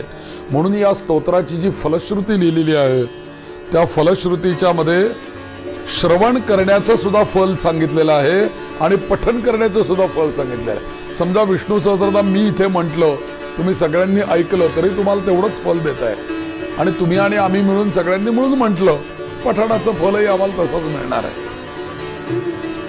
थोडक्यात काय आहे की अशुभ टळणं, अशुभत्व टळणं हे त्याचं मुख्य फल आहे. विजय प्राप्त होणं हे विष्णू सहस्रनामाचं फल आहे आणि महत्वाचं का म्हणजे धर्मप्राप्ती होणं हे विष्णू सहस्रनामाचं फल आहे. अर्थप्राप्त होणं हे विष्णू सहस्रनामाचं फल आहे. यश लाभणं विष्णू सहस्रनामाचं फल आहे. प्रसिद्धी मिळणं विष्णू सहस्रनामाचं फल आहे आणि कोणतंही कार्य करताना निर्भयता प्राप्त होणं हे विष्णू सहस्रनामाचं फल आहे. मला सांगा विष्णूंनी किती असुरांना ठार मारलाय. ओ शुंभ निशुंभ नाही का, मधुकैटभ या दोन्ही राक्षसांना विष्णूंनी मारलाय ना. असे अनेक असुर त्यांनी मारलेले आहेत. म्हणजे ती निर्भयता, ज्यांच्याकडे सुदर्शन चक्र आहे त्यांच्याकडे काय बोलायचं काम आहे. तर ही निर्भयता प्राप्त होते शिष्या साधकाला. त्याच्यानंतर आरोग्याचा लाभ होणं, त्याच्यानंतर संकटांचा नाश होणं, अशी ही लौकिक फलं सुद्धा या विष्णू सहस्रनामाचा पठणाने मिळतात. आणि पारमार्थिक फल हे आहे की मुळात साधकाचा पापनाश होऊन ब्रह्मप्राप्तीपर्यंत योग्य जीव बनवणं हे या विष्णू सहस्रनामाचं सामर्थ्य आहे. पापाचा नाश झाला की ते परत हा आपोआपच सोपं सांगितलं आणि एक अलौकिक फल सांगितलं. थोडक्यात सांगायचं जर का झालं ना तर प्रेमाने घेतलेलं जे काही भगवंताचं नाव आहे हे अंतःकरणातल्या प्रापंचिक वासना जाळून टाकतं आणि अंतःकरणात हळूहळू हळूहळू हळू वैराग्य निर्माण करतं. वैराग्य कारण काही राहतच नाही ना, त्यामुळे वैराग्य निर्माण होतं आणि मात्र हळूहळू हळूहळू हळू त्याच्यापासून साधक हा उन्नत अवस्थेला जातो. आतमध्ये वैराग्य निर्माण झालं नामस्मरण करून. विठ्ठल विठ्ठल विठ्ठल विठ्ठल म्हणतात तुकाराम महाराज. शिवाजी महाराजांनी सगळा नजराणा पाठवला, केवढे ताट भरून भरून हे विठ्ठल नामामध्ये दंग झालेले आहेत. त्या सगळ्या सेवकांनी तो नजराणा आणून समोर ठेवून दिला. महाराज शिवाजी महाराजांनी हे सगळं आपल्याकडे तुमच्याकरता पाठवलेलं आहे. तर त्यावेळेस तुकाराम महाराज त्या सेवकांना म्हणतात, सुवर्ण आणि मृत्तिका दोघे एक समान. सोनं आणि मृत्तिका हे दोन्ही आम्हाला सारखंच आहे. कारण का अंतःकरणामध्ये वैराग्य निर्माण झालं. विठ्ठल विठ्ठल विठ्ठल विठ्ठल म्हणून त्या नामस्मरणाचं फल आहे. ते दोन्ही समानच बघतात. तो योगीच होतो, गेलंच पाहिजे. हा खरा योगी आहे, खरा संत आहे.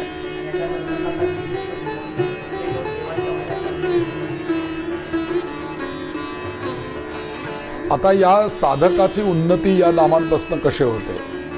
कारण हे प्रत्येक नाव जे आहे ना, हे प्रत्येक नाव शेवटी निर्माण कोणापासून झालंय? प्रणवापासून निर्माण झालेलं आहे.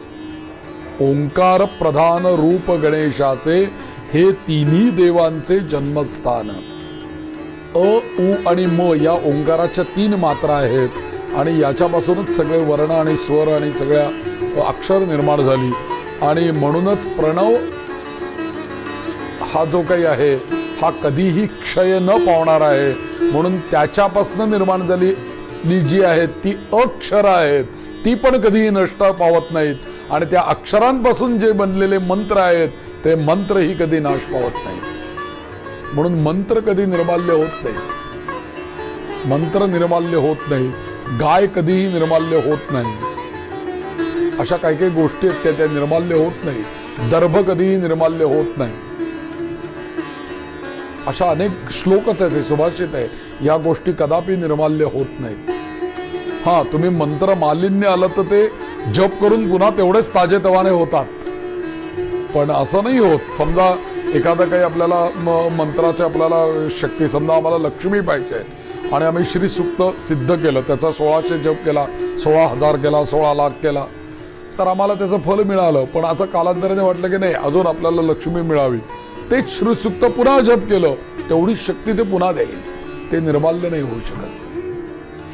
तसं हे विष्णू सहस्रनाम आहे. जे 5,000, 5,500, 6,000 वर्षापूर्वी होतं ते तेवढ्याच सामर्थ्याशी संपन्न होतं आणि आजही ते तेवढ्याच सामर्थ्याचं आहे. आज काही त्याची सामर्थ्य कमी नाही झालेलं. उलट आपल्याला जास्ती सामर्थ्य त्याच्यापासून मिळतं. कारण आपल्यापूर्वी करोडो अब्जावधी लोकांनी हे रोज म्हटलेलं आहे. त्यामुळे त्याची स्पंदनं या विश्वामध्ये सगळीकडे आहेतच आहेत. त्याचा फायदा आपल्यासारख्या साधकांना होऊन जातो. मी परवाच ते गायत्रीचं उदाहरण दिलेलं आहे. म्हणून शुद्ध प्रणवाचा जर का उच्चार जर का आपण केला तो आपल्याला परवानगी नाही बरं. शुद्ध प्रणवाचा उच्चार करण्याचा एक तर स्त्रियांना ओंकाराचीच आधी परमिशन नाहीये. पहिली गोष्ट, वेदमंत्रांची परवानगी नाही. मग प्रणवाची साधना करायची कोणी? चतुर्थ आश्रमी लोकांनी प्रणव साधना सांगितले. त्यांना मंत्र साधना नाही, त्यांना प्रणव साधना आहे. कारण का, जर का त्यांनी प्रणवाची साधना केली तर त्यांचं वैराग्य कमी होत नाही, ते वैराग्य वाढत राहतं. म्हणून आपण जर का गृहस्थाश्रमामध्ये राहून जर का प्रणव साधना करू लागलो तर नको ते संसार तोडून आपल्याला वैराग्य येईल उद्या. नको वाटेल काही संसार. म्हणून आपण ते नुसत्या प्रणवाची साधना करायची नाहीये, ती यांनी करायची आहे. आणि म्हणून एकदम तीव्रतेने वैराग्य वाढतच जातं. म्हणून सहसा गृहस्थाश्रमांनी संसारात असलेल्या लोकांनी नुसता प्रणव म्हणायचं नाही यांच्यासारखं, असं शास्त्राने सांगितलंय बरं.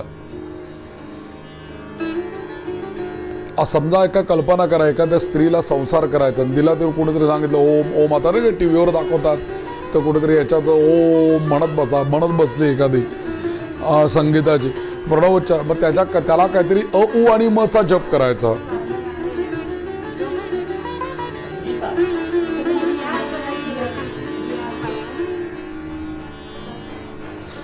आता समजा का त्यांनी प्रणवोच्चाराने एखाद्या स्त्रीला संसार करायचा आहे आणि असं जर का ती प्रणवोच्चार सारखा करत बसली आणि वैराग्य जर का आलं तर त्याचा संसार संपून जाईल ना. म्हणून प्रणवाच्या उच्चाराला विशिष्ट अधिकाराची अपेक्षा इथे महत्वाची आहे. आणि प्रणव उच्चाराला शास्त्र मर्यादा सुद्धा आहे. आणि प्रणव उच्चार कोणी करावा आणि कोणी करू नये याबद्दल मुळातच नियम आपल्याकडे सांगितलेले आहे. म्हणून स्त्रियांनी केवळ जप सांगितला शिवपुराणामध्ये सुद्धा. नमः शिवाय नमः शिवाय त्यांनी म्हणायचं. पुरुषांनी ओम नमः शिवाय, त्यांनी पंचाक्षरी करायचं, यांनी षडक्षरी करायचं, असा त्यांनी सांगितलेलं आहे त्याच्यामध्ये. तर या सगळ्या गोष्टींनी या प्रणवापासूनच पुढे वाङ्मय निर्माण झालं. त्याच्यापासूनच या वाङ्मयामध्ये, म्हणून ओम हे वाङ्मय प्रणव स्वरूपात आहे. म्हणून आकाराने ह्रस्व स्वर दर्शवले जातात. 3 मात्रा मी सांगितल्या ओंकाराच्या, त्यातला आकार जो आहे त्यातनं ह्रस्व स्वर प्रगट होतात. त्यातला उकार जो आहे त्या उकाराने दीर्घ स्वर प्रगट होतात. आणि मकार जो काही आहे या मकाराने सगळी व्यंजनं आपल्याला प्राप्त होतात. म्हणून एक ओंकार उपनिषद म्हणून आपल्याकडे उपनिषद आहे, त्यांनी सांगितलेलं आहे की नुसतं अचा जप केला तरी सुद्धा तुम्हाला इहलोकामध्ये हे होईल, उन्नती होईल. समजा नुसता ऊचा जप केला द्युलोकात तुमची उन्नती होईल, आणि मच असा जप केला स्वर्गलोकामध्ये तुमची उन्नती होईल, आणि अ उ आणि म जर का केलं तर सप्त लोकांमध्ये तुम्ही उन्नत व्हाल, असं त्याचं सामर्थ्य आहे. म्हणून हे जे ईश्वराचं प्रणव स्वरूप नाम जे काही आहे तेच गायत्रीच्या बरोबर सगळं, गायत्रीच्या बरोबरच वेदांचं मूळ तत्व हे ओंकारच आहे. म्हणून या प्रणवाच्या स्मरणालाच नामधारणा अथवा नामस्मरण असं म्हणतात.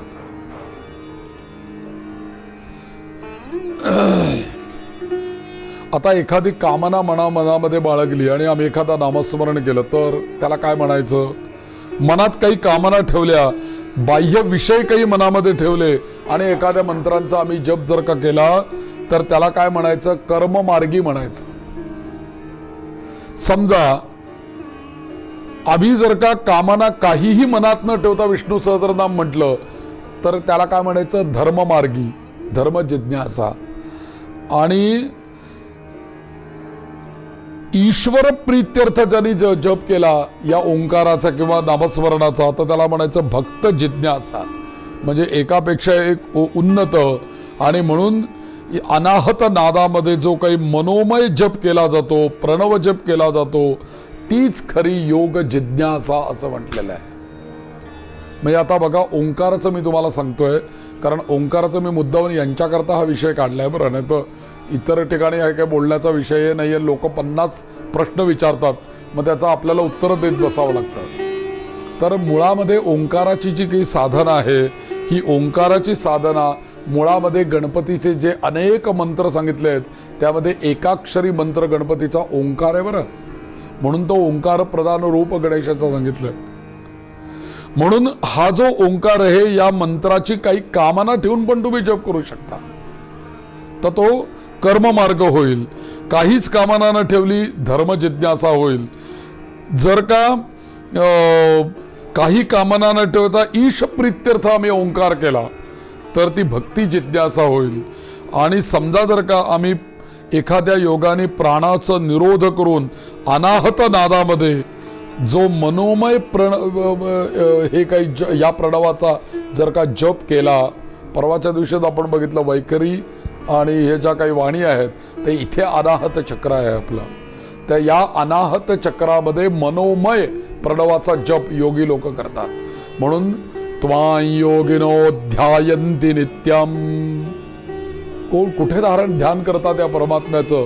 योगी लोक परमात्म्याचे ध्यान करतात म्हणजे ते काही सगुण ध्यान करतात, ते ओंकार रूपाने भगवंताला आळवतात. आणि कुठे?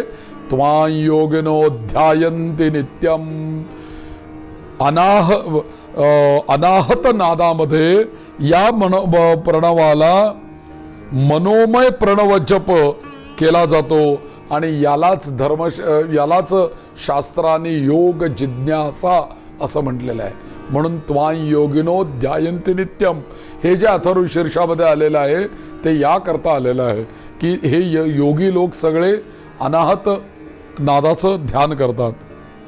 म्हणून ओंकार रूपाने ईश्वर स्मरण केल्याने ईश्वर अनुग्रहाने करुणामय सद्गुरूच्या कृपेमुळे समूळ लय होऊन त्या योगे जीव ईश भाव जाऊन केवळ अधिष्ठान रूप परब्रह्म स्वरूप होऊन राहणं, यालाच शेवटी ज्ञान मार्ग म्हटलेला आहे. आपल्याकडे आहे ना ज्ञान मार्ग, कर्म मार्ग आणि भक्ती मार्ग. तर ज्ञान मार्ग म्हणजे काय की अधिष्ठान रूप परब्रह्म स्वरूप होऊन राहणं, हा स्थितप्रज्ञ म्हणून होऊन राहणं. म्हणून ते म्हटलेलं ना, आम्ही आकाश स्वरूप, ते अभंग आहे बघा, आम्ही आकाश स्वरूप. म्हणजे त्या भूतळावरती नाहीच आहेत ते, आम्ही आकाश स्वरूप. म्हणजे ते या अवस्थेला आहेत ते संत. तो अभंग, नाही पुण्याची मोजणी नाही पापाची टोचणी, जिणे गंग नाही कोणाचा तरी हा कोणाचा तरी आहे तो अभंग, पण ते योगियांचाच वर्णन करणारा सगळा अभंग आहे तो. सांगतो मी तुम्हाला उद्या. त्याच्यात हे आलेलं आहे, आम्ही आकाश स्वरूप. आकाश स्वरूप, नाही पुण्याची मोजणी नाही पापाची टोचणी. मगासपासून तोच सगळा आध्यात्मिक उन्नती आहे. ह्या उन्नतीला तो जीव गेला की ना पुण्य ना पाप, त्याच्या पलीकडे तो गेला ना.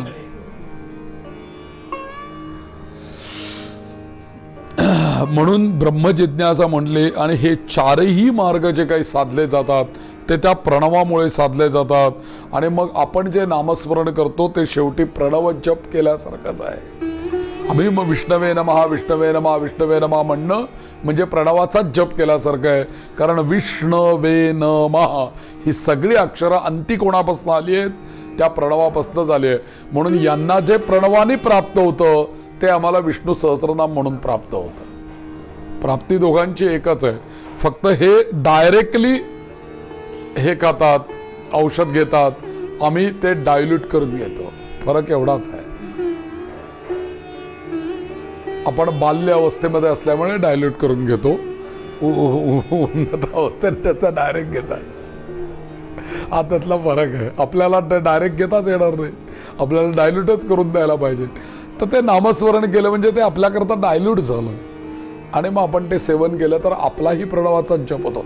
शेवटी अंती त्या प्रणवापर्यंत सगळ्यांनाच जायचं आहे. प्रत्येक साधकाला तिथेच जायचं आहे, त्याशिवाय पलीकडे काही उन्नतीच नाही आहे. मग तुम्ही नामस्मरणाद्वारा त्या ओंकारापर्यंत जाता, म्हणजेच ओंकाराची साधना आपोआप होते. कारण कालांतराने तुमचाही जप हा परावाणीमध्ये सुरू होणार आहे.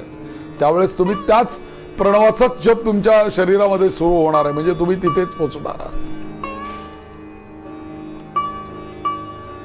म्हणून या प्रणवाला फार मोठं महत्व आहे.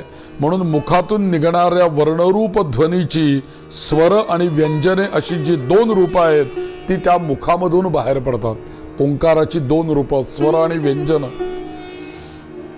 म्हणून सर्व भाषा ज्या काही आहेत या सर्व प्रकारचे ध्वनी आणि सर्व प्रकारचे नाद हे सगळे जे काही आहेत ते मूळ त्या ओंकारापासूनच निघालेले आहेत. आजही सूर्य जो काही आहे, मध्यंतरी व्हिडिओमध्ये त्या कोरोनाच्या काळामध्ये एक व्हिडिओ आला होता की सूर्य जो फिरतो आहे त्या नासाने का कुठल्या तरी कोणीतरी शोधून काढलं, या स्पेसमध्ये सतत एक खर्जामध्ये ओंकार चालू आहे. आणि तो ओंकार त्यांना कुठेतरी मशीनमध्ये सापडला, त्यांनी तो रेकॉर्ड केला, त्याचा व्हिडिओ पाठवला होता, तो व्हॉट्सॲपवर व्हायरल झालेला होता. आणि तो खूप असा धीर गंभीर आणि खर्ज स्वरामध्ये असा तो गंभीर नाद आणि ओंकार म्हणजे स्पेसमध्ये तो चालू आहे कंटिन्यू. आणि तो कुठेही आढळला त्यांना, सूर्यमंडलामध्ये आढळला त्यांना. हे तर आपल्या ऋषीमुनींनी वेदामध्ये केव्हाच सांगितलेलं आहे. तर या प्रणवाचा अभ्यास करताना होतं काय की वासना क्षय होऊन जातो, शुद्ध मुलापाशी आपण पोचतो आणि कुठलाही नाद ध्वनी या मुलापाशी गेल्यानंतर तो त्याला विकृत वाटत नाही, तो त्याच ध्वनीशी तो झालेला आहे असं त्याला तो भाव निर्माण होतो. आणि म्हणून हे भगवान विष्णू जे आहेत ते शेवटी ओंकारमय आहेत. म्हणून ओंकाराने विष्णू सहस्रनामाची सुरुवात होते. ओम विश्वम विष्णुर्वषट्कारो, ओम विश्वम विष्णुर्वषट्कारो भूतभव्य भवत्प्रभू. हे सगळं सांगण्याचा प्रपंच एवढ्या करता आहे कारण ओम या अक्षरापासून विष्णू सहस्रनाम सुरुवात होते. म्हणून ओंकार नुसताच आदी शब्दरूप मंगलवाचक म्हणून नाही, तर भगवंताचं निर्गुण रूप ओंकार आदी स्वरूप दर्शवणारा ओंकार आहे. म्हणून त्याच्यावरती ज्ञान स्थिर करून देणारा शब्द म्हणून या ठिकाणी श्रीमद आद्य शंकराचार्य स्वामी महाराज आपल्या विष्णू भुजंगम स्तोत्रामध्ये म्हणतात की भगवान विष्णूंनाच त्यांनी ओंकार गम्य म्हटलेलं आहे. ओंकार आणि विष्णू वेगळे नाहीच आहेत. म्हणजे हे जे साधना ओंकाराची करतात म्हणजेच ते विष्णूची साधना करतात असं कोणीतरी म्हणत नाही, आचार्य म्हणतात. ते काय म्हणतात निरीहम निराकार मोंकार गम्यम. आचार्य सांगताय म्हणजे भगवान श्री विष्णू हे निरीह, इच्छारहित, निराकार, आकाररहित आणि प्रणवाने ज्याची कल्पना येते असे कोण आहेत तर ते भगवान विष्णू आहेत असं श्रीमद आद्य शंकराचार्य सांगतात. म्हणून ओंकाराने विष्णू सहस्रनामाची सुरुवात आहे. ओम अनादि निधनाय नमः. ओम धातुरुत्तमाय नमः. ओम अनंताय नमः. ओम नाव असं आहे ते. तस्य वाचक प्रणवः असं आपल्याकडे सांगितलेलं आहे. म्हणजे त्या परतत्वाचं वाचक म्हणजे व्यक्त हे प्रणवाने ते तत्व व्यक्त होतं असं आपल्याकडे सांगितलेलं आहे. म्हणून गृहस्थाश्रमांकरता काही गोष्टी सांगितलेल्या आहेत या ओंकार उपनिषदामध्ये की प्रणवाचा जर का आपण विशिष्ट पद्धतीने अभ्यास जर का करत गेला तर केवळ हा ओंकार अनेकविध लाखो मंत्रांचं फल हा ओंकार आपल्याला देतो. कारण सर्व मंत्र या प्रणवातून उद्भवलेले आहेत. आणि आता फरक असा आहे की इथे अग्नी जर का उचला असं जर का कोणी कोणाला सांगितलं, स्वामीजींनी सांगितलं समोर तो अग्नी उचल असं कुठल्या शिष्याला जर का सांगितलं तर तो गेला शिष्य धावत आणि एकदम त्यांनी हाताने अग्नी उचलला तर चालेल का? त्या हाताने जर का त्याने अग्नी उचलला तर चटका बसतील, पण कदाचित हात पोळेल. मात्र स्वामींनी सांगितलंय अग्नी उचलायला. आम्ही एखादा झारा उचटणं काही घेऊन आलो आणि त्यांनी जर का उचलला तर मी अग्नी उचललेलाच आहे, परंतु तिथे मी भांडे त्या पात्राने उचललेला आहे आणि त्या पात्राने भांड्यात घेतला, राखेतून राखेत टाकून उचलला तर तो काही ना काहीतरी मला न हानी करता मी तो उचलला. तसं हा जो ओंकार आहे हा ओंकार साधना जर का आपण करायला गेलो तर नुसता जर का ओंकार करत बसलो आपण सारखा तर तो आपल्याला अग्नीसारखा आहे, तो चटका दिल्याशिवाय राहणार नाही. कारण आपण अनाधिकारी शिष्य आहोत ना, अधिकारी शिष्य कुठे आहे. म्हणून इथे काय झालं की तो ओंकारच साधना करायची आहे आपल्याला, पण त्या ओंकाराबरोबर भगवंताचं जर का नामस्मरण जर का केलं तर तो झाऱ्याने उचललेल्या अग्नीसारखं ते होईल. म्हणजे अग्नी तो उचलला जाईल पण आपल्याला पोळणार नाही. थोडक्यात त्याचा बॅड इफेक्ट्स आपल्याला होणार नाही असं.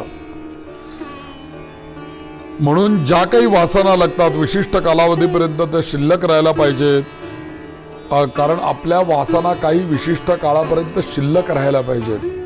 त्या जर का जळून गेल्या ओंकाराच्या साधनेमुळे तर आपला गृहस्थाश्रम कदाचित लवकरच संपून जाईल आणि वानप्रस्थ नव्हे संन्यास आश्रम आपला सुरू होईल त्याच्याही पलीकडे. म्हणून एका कवीनी म्हटलं ना, शैशवाचे शव झाले यौवनाचे वन, सारे आयुष्यच आता एक म्हातारपण. अकाली जर का झालं तर असंच म्हणायला पाहिजे ना. म्हणून असं व्हायला वेळ लागणार नाही. म्हणून गृहस्थ आश्रमामध्ये असताना भगवंताचं नामस्मरण करा. ओंकाराचं प्रणव जप स्वतंत्र करू नका. ओम विष्णवे नमः म्हणा चालेल. प्रणवातूनच भगवंताचे नावं निघाल्यामुळे प्रणव स्वरूपच आहेत. म्हणून या विष्णू सहस्रनामाचं एक पहिलं जे नाव आलं आहे त्या पहिल्या नावाचा आपण उल्लेख करू आणि आजचं व्याख्यान थांबू. मग उद्या आपण त्या नावावरती बोलू. पहिलं नाव आलेलं आहे ओम विश्वस्मयी नमः. पहिलं नाव आहे. मग विश्व ह्या नावाने विष्णू, खरं म्हणजे विष्णू सहस्रनाम आहे ना, मग पहिलं नाव विष्णू का नको यायला? विष्णवे नमः. पण ते नाव त्यांनी दुसरं ठेवलंय, विश्वम विष्णुर दुसरं नाव ठेवलंय, पहिलं विश्व ठेवलेलं आहे. याचं कारण का तर याचं पहिलं विश्व नाव ठेवण्याचं कारण एकच आहे की माऊली ज्ञानेश्वर माऊलींनी जसं म्हटलेलं आहे, आता विश्वात्मके देवे येणे वाग्यज्ञे तोषावे, तोषो निमज द्यावे पसाय दान हे. म्हणून जो सगळ्या चराचराला जो व्यापलेला आहे तो कोण आहे? तो विष्णू आहे. म्हणजेच हे विश्व म्हणजेच विष्णू आहे. विष्णूनी विश्वाला व्यापलेलं आहे म्हणून विश्व हेच विष्णू आहे. म्हणून विश्वात्मक देव जर का कोण असेल तर तो विष्णू असल्यामुळे पहिलं नाव ठेवलं विश्वस्मै नमः. अगा विश्वैक धामा तुझा प्रसाद चंद्रमा करू मज पौर्णिमा स्फूर्तीची जी. विश्वैक धाम असं माऊलींनी म्हटलेलं आहे. म्हणून विश्वाला फार मोठं महत्व आहे. हे विश्वची माझे घर असं ज्ञानेश्वर म्हणतात. म्हणजेच काय, हे भगवंताचं घर म्हणजेच माझं घर आहे. म्हणून विष्णूतल्या विष्णू सहस्रनामातल्या विश्व या नावाला महत्व आहे. आपण एक 2-3 नावाचा आता उद्यापासून अर्थ बघूया. एक विष्णू, एक विश्व, एक अच्युत, एक गोविंद, अशी जी काही वैशिष्ट्यपूर्ण नावं आहेत. सगळ्या नावांवर बोलणं म्हणजे वर्षभर प्रवचन चालेल. तर आपल्याला थोडी थोडी त्यातली जी नावं महत्त्वाची आहेत त्यातलं आता हे विश्व नाव पहिलं, त्याचा आपण विचार करू. विष्णू नावाचा विचार करू. अनंत, गोविंद या नावाचा विचार करू. जी जी महत्त्वाची किंवा संध्येतली 24 नावं असं काही काही आपण घेऊ, त्याच्यावरच बोलू आपण. ओम श्रीराम जय राम जय जय राम जय जय श्रीराम जय राम जय जय राम श्रीराम जय राम जय जय राम श्रीराम जय राम जय जय राम